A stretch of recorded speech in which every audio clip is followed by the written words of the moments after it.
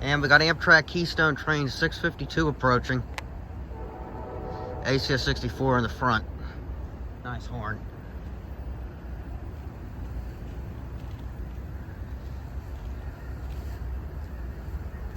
There he comes.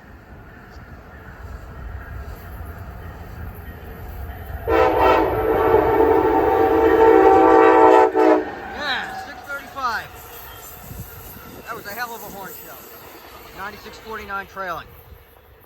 That was a hell of a horn show. He laid on that thing.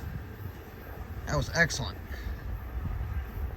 Sorry about the shakiness of the camera, but it's freezing out here. It's going to knock down that clear signal at Narberth and continue east.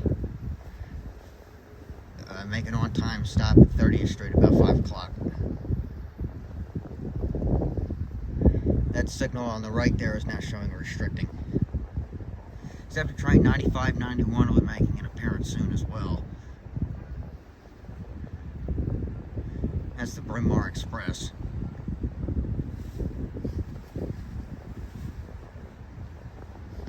Hell yeah.